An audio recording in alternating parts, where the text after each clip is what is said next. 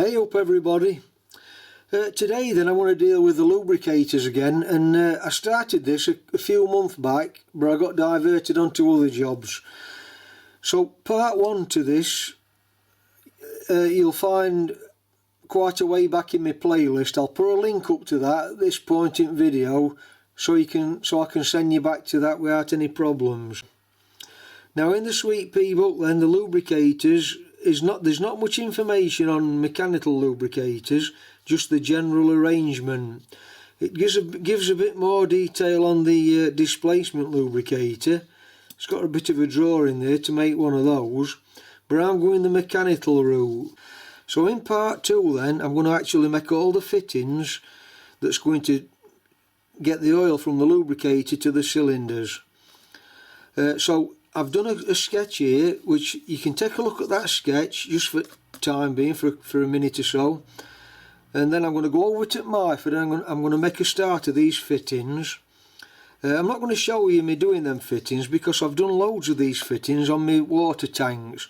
And what I'm going to do, I'm going to do a separate video on making these union nuts and these olives or nipples, whatever you want to call them, because I've had a few people make comments about them.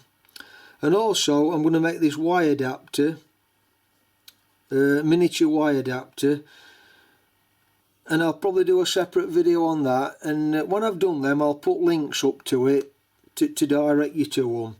So I'm going to go over to Myford now then, and then get these parts made, and then we'll have a look at this in more detail.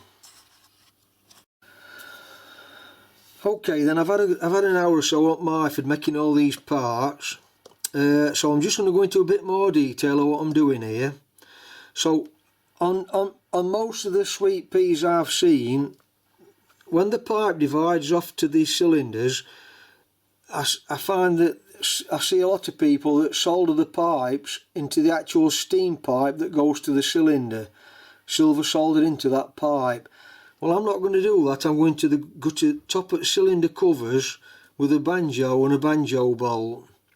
So I'll come to that in a minute then. Let's start at this end. So here's the lubricator tank, and coming off it is a non-return valve, and on that threaded part it couples the pipe up with a 1/4x40 thread. So I've got my olive and my nut there to go on that pipe. Then I've got to get my pipe length sorted out on Loco, and then that's going to have another olive and a nut fastened onto it. Well, that's a 5/16 by 32.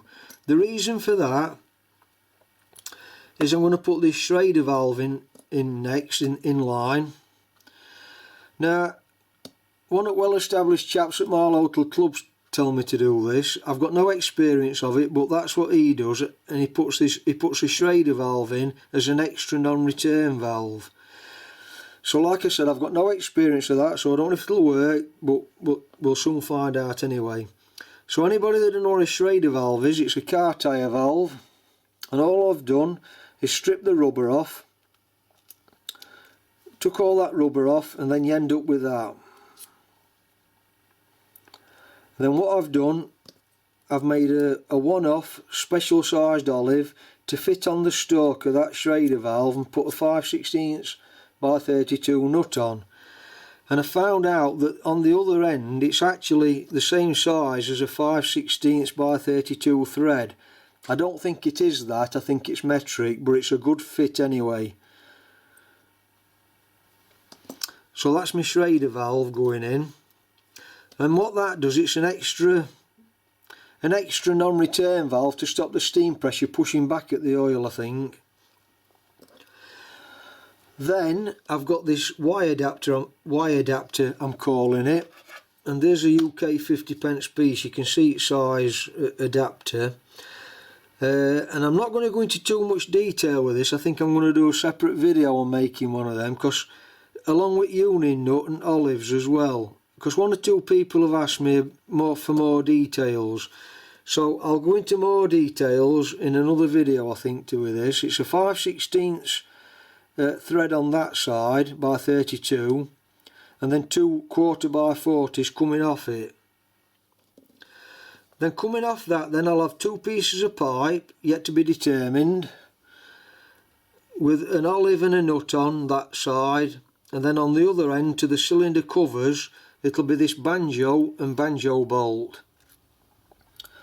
So anybody that doesn't know what a banjo and a banjo bolt is, it's just you've got your adapter piece where the pipe's soldered into it, and then a hole in it the same size as the banjo bolt, and then in the banjo bolt, exactly in line with the hole that's drilled in that where the pipe goes, you've got an undercut in the bolt the same width as the hole, and then another hole that intersects with the central hole. And all that it does is oil feeds up the pipe, enters that groove or that undercut, finds the hole in that undercut, and then feeds the oil into the cylinder. So you could stop there and make this banjo bolt with a blank end, but what I've done, I've drilled and tapped it so I can put a blanking plug in and take the plug out and manually feed some oil in when Loco's laid up. You don't have to do that, but that's the way I've gone. So there are all my fittings completed then, and what I'll do in next video then, I'm going to get my pipe lengths sorted out and get the olive soldered on, and then in next video we'll have a look at fitting it to Loco. So I'm going to sign off for now then. Thanks for watching, and I'll catch you on my next video. Bye for now then.